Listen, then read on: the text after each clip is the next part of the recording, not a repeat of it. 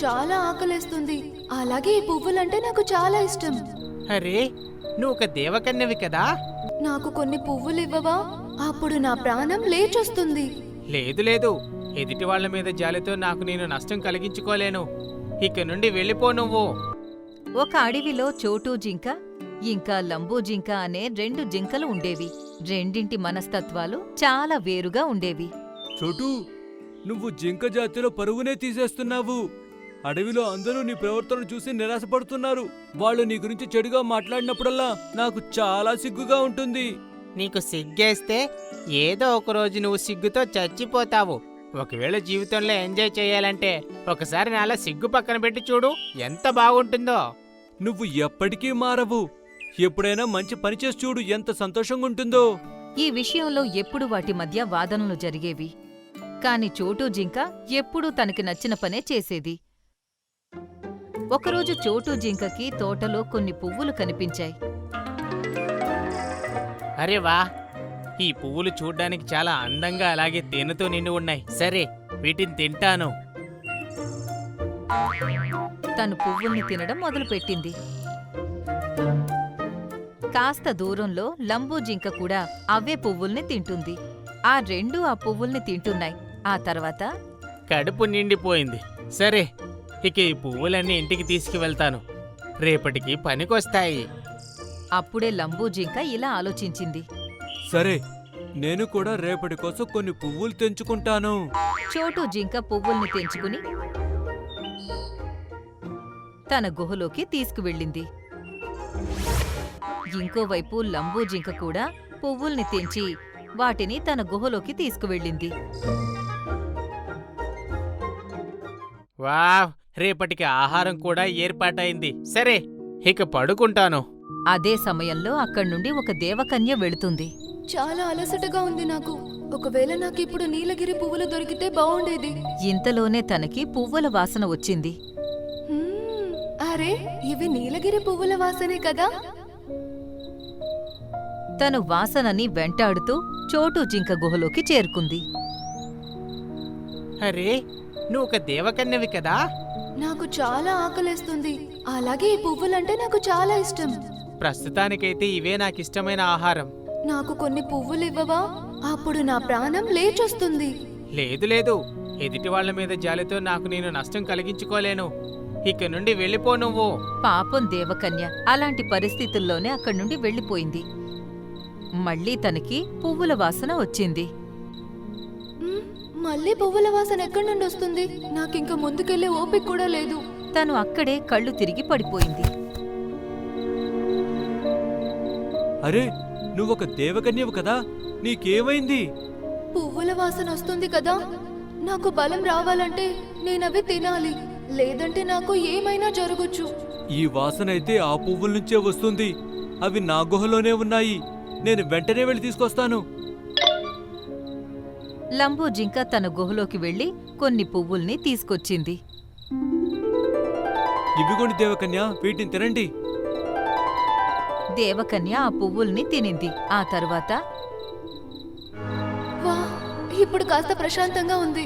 తనకి తర్వాత చాలా ఓపిక వచ్చింది. నీకు చాలా చాలా కృతజ్ఞతలు ప్రియమైన జింక.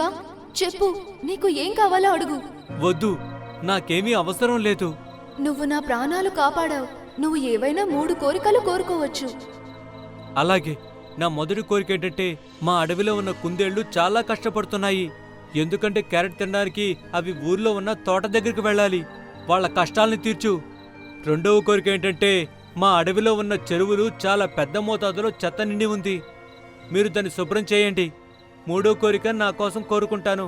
నా గుహలో కింద చాలా రాళ్లున్నాయి. అక్కడ పచ్చ గెడ్డుంటే చాలా బావుంటుంది. తన మాటలు విని దేవకన్య తన మంత్రదండాన్ని తిప్పింది. అడవిలో క్యారెట్స్ యొక్క తోట వచ్చింది. ఎన్నో కుందేళ్లు దాని దగ్గరకు చేరుకున్నాయి. అరే వా, మన అడవిలో క్యారెట్సా? ఆ తర్వాత చెరువులో నీళ్లు కూడా శుభ్రం అయిపోయాయి. అలాగే లంబూ జింక గుహలో పచ్చని గడ్డి పెరిగింది. అరే వా! లంబూ జింక గడ్డి మీద కూర్చుంది. తన మొహంలో ప్రశాంతత స్పష్టంగా కనిపిస్తుంది. కృతజ్ఞతలు దేవకన్యా. ఇక నేను వెళ్తాను. అలా అని దేవకన్య ఎగిరిపోయింది. మరుసటి రోజు చోటు జింక నిద్రలేచి బయటికొచ్చేసరికి ఎదురుగా క్యారెట్స్ తోట కనిపించింది. అరే ఇది క్యారెట్ల తోట. అక్కడ కొన్ని కుందేళ్లు క్యారెట్స్ ని తింటున్నాయి. అరే రాత్రికి రాత్రి క్యారెట్తో నిండిన తోట ఎక్కడి నుండి వచ్చింది? వీటిని మన కోసం లంబూ జింక నాటాడు. లంబూనా? అవును, తను నీలాంటివాడు కాదు. తనందరికీ మంచి చెయ్యాలనే చూస్తాడు. పొచ్చాడ్లే పెద్ద మంచి చేసేవాడు. అలా అంటూ చోటు జింక చెరువు దగ్గరకు వెళ్ళింది. అరే ఈ చెరువేంటి ఈరోజు ఇంత శుభ్రంగా కనిపిస్తోంది? ఈ చెరువుని లంబూ జింక శుభ్రం చేపించాడు. తనెక్కడా నువ్వెక్కడా? ఇద్దరూ ఒకే జాతికి చెందిన వాళ్ళంటే నమ్మబుద్ధి కాదు. ఈ లంబు మరీ ఎక్కువ చేస్తున్నాడు. చోటు జింక లంబూ జింక గుహ దగ్గరకు వెళ్ళింది. అరే నీ గుహలో ఈ పచ్చగడ్డి ఎక్కడి నుండి వచ్చింది? ఈ గడ్డంతా దేవకన్య నాటి వెళ్ళింది. పాపం తను నిన్న అడవంతా ఆకలితో తిరుగుతుంది. నేనే తనకి ఆహారం పెట్టాను. అప్పుడు తను నన్ను 3 కోరికలు కోరుకోముంది. నేను క్యారెట్స్ తోటని, చెరువు శుభ్రం చేయమని, గుహలో గడ్డి మొలవాలని కోరుకున్నాను. అయ్య బాబోయ్, నేను ఎంత పెద్ద పొరపాటు చేశాను. చోటు జింక తన గుహలోకి వెళ్లి అక్కడ్నుండి ఆ పువ్వుల్ని తీసుకుంది. ఆ తర్వాత ఆ దేవకన్యను వెతకడం మొదలుపెట్టింది. ఈ దేవకని ఎక్కడుందో, ఎక్కడికి వెళ్ళిపోయిందో? అప్పుడే తనకి దేవకన్య ఒక చెట్టు దగ్గర కూర్చుని కనిపించింది. ఇదిగో తీసుకో దేవకన్య. అరే నువ్వా? నిన్న నువ్వు నాకు పువ్వులు ఇవ్వడానికి ఒప్పుకోలేదు కదా? అవును ఒప్పుకోలేదు, కానీ వీటిని నీకోసమే తీసుకొచ్చాను. అలాగే. దేవకన్య పువ్వులు తీసుకుని తిని ఇలా అంది. కృతజ్ఞతలు. లేదు, కృతజ్ఞత చెప్తే సరిపోదు. నువ్వు నాకు కూడా 3 కోరికలు తీర్చాలి. సరే ఏంటో చెప్పు. ఈ మాట విని చోటు జింక కాసేపు ఆలోచించి ఇలా అంది. ఆహారం కోసం వెతకడం చాలా కష్టంగా ఉంటుంది. అందుకే నువ్వు ఒక పని చెయ్యి. నేను నించున్న చోటే చాలా రుచికరమైన పళ్ళ చెట్లు నాటు. రకరకాల పళ్ళున్న చిన్న చిన్న చెట్లు కూడా. అప్పుడు నేను రోజంతా ప్రశాంతంగా కూర్చొని తింటూ ఉండాలి. అలాగే. దేవకన్య మంత్రదండాన్ని తిప్పగానే రకరకాల పళ్ళ చెట్లు ప్రత్యక్షమయ్యాయి. ఇంకో కోరిక కోరుకోవాలి అనుకున్నప్పుడు నువ్వు నన్ను పిలు, నేను వస్తాను. అరే వా, ఇది చాలా బాగుంది. చోటు జింక సంతోషంగా పళ్ళని తినడం మొదలుపెట్టింది. దేవకన్య ఆకాశంలోకి ఎగిరిపోయింది.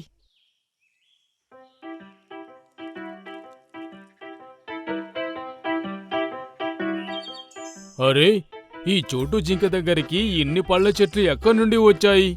ఇవన్నీ నాకు ఒక దేవకన్య ఇంతలోనే తను యాపిల్ని కొరికి తినడం మొదలుపెట్టింది. అరే నన్ను నేను ఆపుకోలేకపోతున్నానేంటి? తను మళ్ళీ యాపిల్ని కొరికి తినడం మొదలుపెట్టింది. వేడికి పెట్టే పట్టలేదు కదా.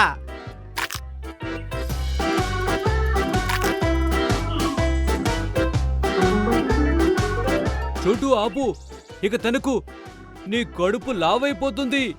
ఆ నాకు తినాలని లేదు దేవకన్య. ఇంతలోనే దేవకన్య అక్కడ ప్రత్యక్షమైంది. ఏమైంది? నాకింక తినాలని లేదు, నన్ను ఆపు.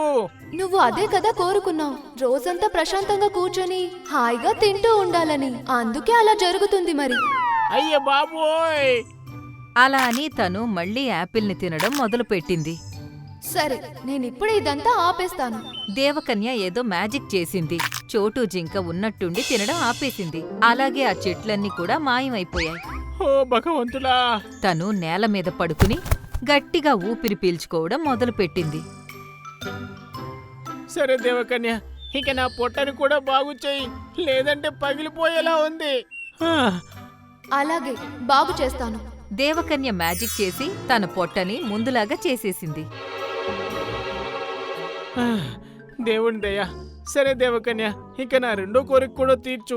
రెండో కోరిక కాదు, ఇంకా నీ 3 కోరికలు కూడా తీర్చేశాను. 3 మూడెలా అంటే మొదటిది రోజంతా తింటూనే ఉండాలి. ఇక రెండవదేమో తినడం ఆపేయాలి. ఇక మూడవ కోరిక, నీ కడుపుని ఇంతకు ముందులా చేయమన్నావు కదా. ఈ మాట విని చోటు జింక మొహంలో సంతోషం మాయమైంది. అయ్యో దేవుడా! నువ్వు కోరుకున్న కోరికలన్నీ కూడా నీ స్వార్థం కోసమే కోరుకున్నావు. అందుకే నీకు ఎటువంటి లాభం జరగలేదు. ఎవరైతే ఎదుటి వాళ్ళకి మంచి చేస్తారో వాళ్ళకే మంచి జరుగుతుంది. దేవకన్య, నా దగ్గర ఇంకా కొన్ని పువ్వులున్నాయి, పద నీకింకా తినిపిస్తాను. ఈ మాట విని దేవకన్య గట్టిగా ఇలా అంది. వద్దు. ఇంకా వేగంగా ఆకాశంలోకి ఎగిరిపోయింది. అలాగే మిగతా జంతువులన్నీ కడుపుబ్బా నవ్వడం మొదలుపెట్టాయి. ఈ కథ సీమాపూర్ గ్రామంలో జరిగినది. అక్కడ చాలా పక్షులు చాలా దట్టమైన అడవిలో ఉండేవి. మరియు అక్కడ చిలక రాజు కూడా ఉన్నాడు.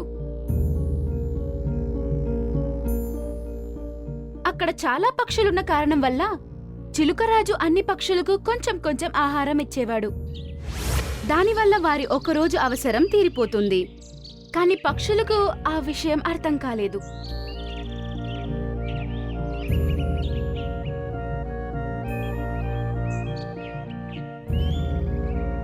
మన రాజు మన భోజనం అన్ని తినేస్తున్నాడు అని ఆలోచించేవి. మరియు ఈ విషయాన్ని ఆలోచించి చాలా బాధపడేవి. అందుకే రాజు యొక్క మంచితనాన్ని చూడలేకపోయారు. అవి ఏం ఆలోచించేదంటే మన రాజు చాలా చెడ్డవాడు అని.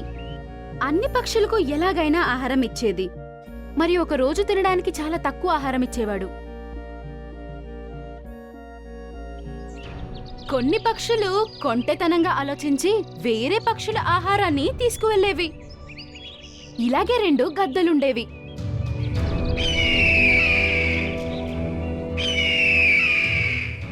అవి వాళ్ళకొచ్చిన ఆహారాన్ని తినేసి వేరే వాళ్ళ ఆహారాన్ని దొంగలించేవి. అరే గెద్ద సోదరా, పద వెళదాం. ఎవరిదైనా భోజనం తీసుకొద్దాం. ఈ కాస్త భోజనంతో కడుపు నిండదు. ఓహో, పద వెళదాం. ఎవరిదైనా భోజనం దొంగిలించి తీసుకొద్దాం. మన కడుపు నింపుకుందాం. తర్వాత ఒక గద్ద పావురం వద్దకి వెళ్తుంది. అరే పావురం సోదరా, మా గెద్ద సోదరుడికి ఆరోగ్యం బాగోలేదు. మందులేసుకునే ముందు కొంచెం ఏదైనా తినాల్సి ఉంది. మా భోజనం అయితే పొద్దున్నే అయిపోయింది. కాస్త మీ భోజనం మాకు ఇస్తారా? తర్వాత మీ భోజనం మళ్ళీ మీకు తిరిగి ఇచ్చేస్తాం. ఏం పర్వాలేదు గెద్ద సోదరా, ఇదిగో తీసుకో. భోజనం తీసుకెళ్ళి నీ గెద్ద సోదరుడికి తినిపించు. అరే, నేనెంత సులువుగా ఇతన్ని పిచ్చివాణ్ణి చేశాను. ఇప్పుడు నాకు మజా వచ్చింది. ఇప్పుడు ఈ ఆహారాన్ని నేను నా సోదరుడితో సహా తింటాను. సోదరా చూడు, నేను ఆ పావురాన్ని ఎంత సులువుగా మోసం చేసి మనకి భోజనం తీసుకొచ్చానో చూడు. ఇప్పుడు మన కడుపులు చక్కగా నిండుతాయి. అరే సోదరా, నువ్వు చాలా అద్భుతం చేశావు. పద ఎళ్ళి తిందాం. ఆ 2 గద్దలు ఇలాగే అడవిలో ఉన్న అన్ని పక్షులను మోసం చేసేవి. ఏదో ఒక కట్టుకథలు చెప్పి ఏదో ఒక పక్షి దగ్గర ఆహారం తీసుకొచ్చేవి. ఈ సమస్య ఎక్కువ అవుతున్న కారణం వల్ల మరియు అన్ని పక్షులు వారి నిజ రూపమేమిటో తెలుసుకున్నాయి. మరియు అన్ని పక్షులు చేరి 2 గద్దల గురించి రాజు దగ్గర కంప్లైంట్ చేశాయి. మరియు చిలకరాజు వాళ్ళిద్దరినీ ఒక గుహలో బంధించడానికి ఆదేశమిచ్చాడు. అది మాత్రం కాదు, వాళ్ళకి తినడానికి ఆహారం కూడా దొరకదు. వాళ్ళు బయటికి రాలేరు మరియు ఆకాశంలో ఎగరలేరు. చిలుకరాజు వారికి చాలా ఘోరమైన శిక్షను విధించాడు. మరియు ఇంకోవైపు బోనీ పక్షి చాలా కష్టపడి ఆహారం సంపాదించి తినేది. ఆహారం తక్కువ దొరకడం వల్ల అది తన పిల్లల కోసం చాలా చోట్ల ఆహారం వెదికేది. ఎందుకంటే పిల్లలకు కడుపు నిండా ఆహారం పెట్టాలని. ఒకరోజు బోనీ పక్షి ఆహారం వెదకడం కోసం వెళ్తుంది.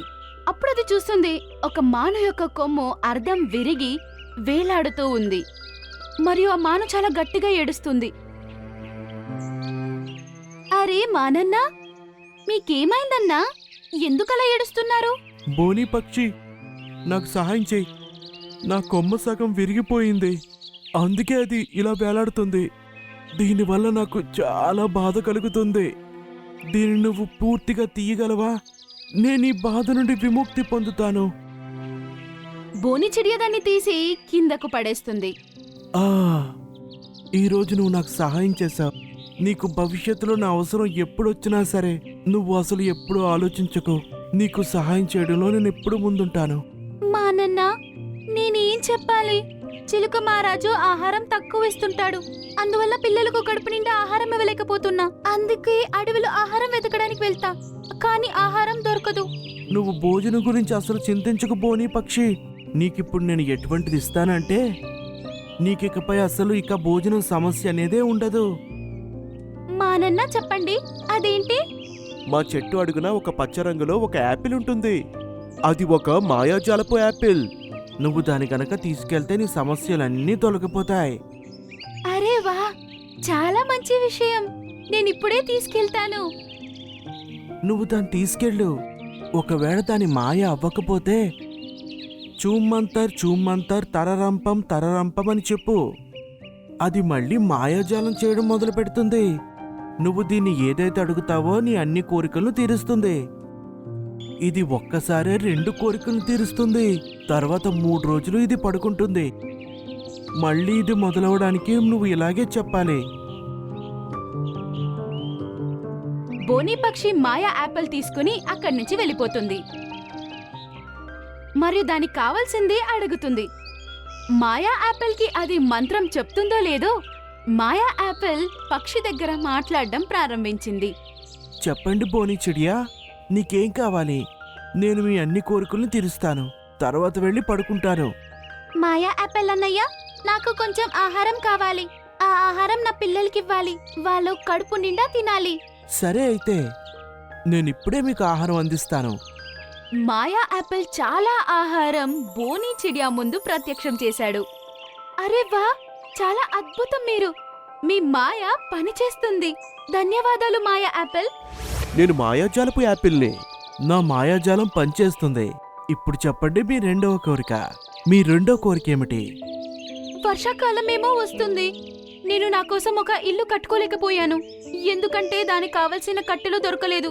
వర్షం నుంచి తప్పించుకోవడానికి నాకొక ఇల్లిస్తారా? మాయా యాపిల్ బోని పక్షి ముందు ఒక ఇల్లుని ప్రత్యక్షం చేస్తుంది. నువ్వు నా మంచి స్నేహితుడివి మాయా యాపిల్. ఇప్పుడు నువ్వు వెళ్ళి పడుకో. నా ఆశ పూర్తయింది. సరే బోని చిడియా, నేను పడుకోవడానికి వెళ్తున్నాను.